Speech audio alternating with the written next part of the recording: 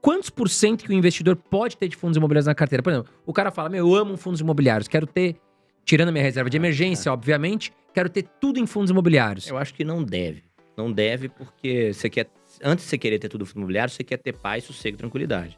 Então, o que pode acontecer? Não sei, mas é justamente por não saber o que pode acontecer que a gente diversifica.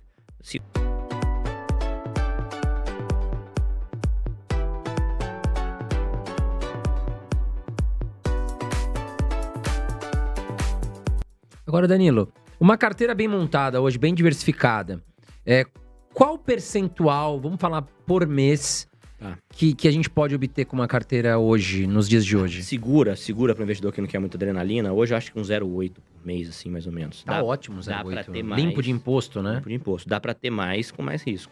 Tá? Mas aí você começa a entrar naquela pegada de perfil, de investidor, etc. Na carteira segura, tranquila, sem muito susto, né?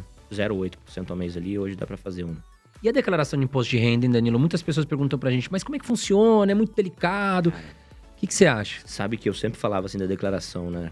Diversifica. O pessoal fala, mas quando diversificar vai me dar muito trabalho na minha declaração de imposto de renda. Esse ano eu fiz aquela pré-preenchida lá, a primeira vez que eu fiz aquilo. Cara, ela bateu assim 90%. A calculadora, né? Você já põe ali ou não? Cara, eu não botei calculadora. Lá no programa da Receita você consegue fazer a pré-preenchida. Ele já mostra o que você tem, a quantidade, os dividendos que você recebeu. Já é automático, né? Teve um ou outro ali que teve uma divergência, mas se 90% bateu, eu acredito que isso vai ser aprimorado. Então tá muito fácil. Eu acho que tá bem moleza. A declaração de imposto de renda vai ser...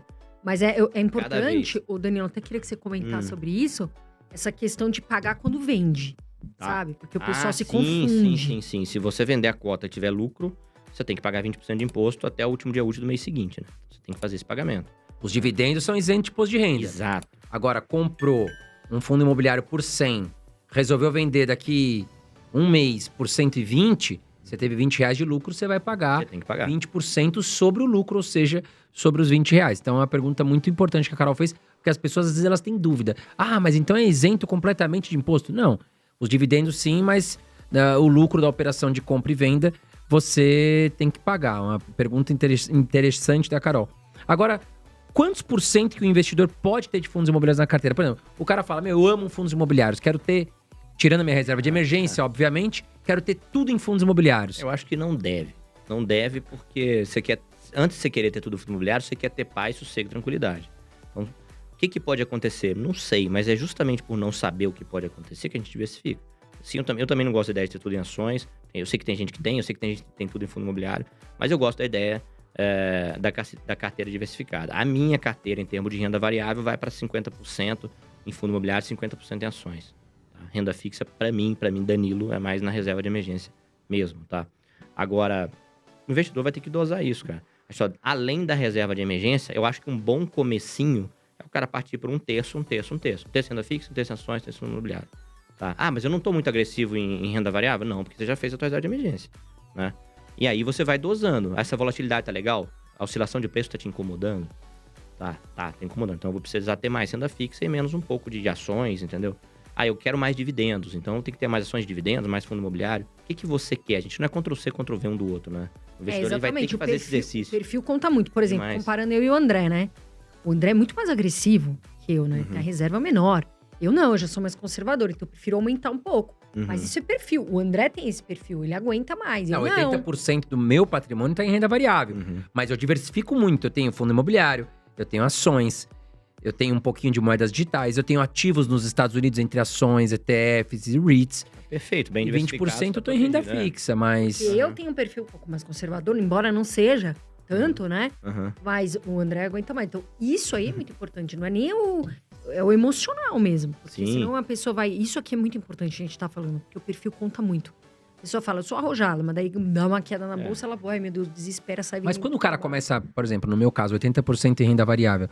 Quando você começa a entender a função dos dividendos em torno da sua carteira, você começa a ficar tranquilo. Exato. Porque independente da variação, você vai ter lá um X de dividendos por mês. O dividendo não vem da cotação, né? Ele vem do negócio performando. Exatamente. Então você é sócio de empresas, você é dono de imóveis junto aos fundos imobiliários, você tem ali os produtos de renda fixa. E quando você começa a entender que todo mês está caindo dividendos para você, você começa a se preocupar menos com a volatilidade da sua estrutura, do seu patrimônio. Exato. Até porque também, como a gente sempre fala, que a gente gosta de investir nos Estados Unidos, Se a Bolsa Brasil passar uma dificuldade muito grande, a gente tem a valorização do dólar.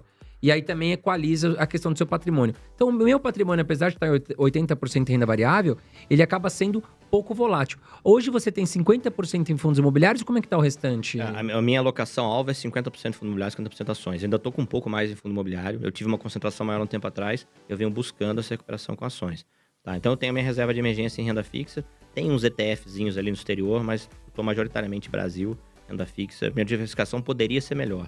E as ações, Danilo? Quais são ações assim que você não tira da carteira? Cara, hoje eu sigo a nossa carteira da TIC lá, a gente tem uma carteira de dividendos, tá? Mas eu gosto de... Eu tenho umas posições mais antigas, mas eu gosto muito de banco, eu gosto de seguradora, eu gosto de elétrica, pra receber dividendo, né? Mas hoje eu nem analiso mais ações, né? Hoje eu tô tão enfiado, profissionalmente enfiado em fundo imobiliário. A gente tem a casa de análise de investimento pra fazer o administrativo dela, que hoje a gente tem o nosso analista de ações, né?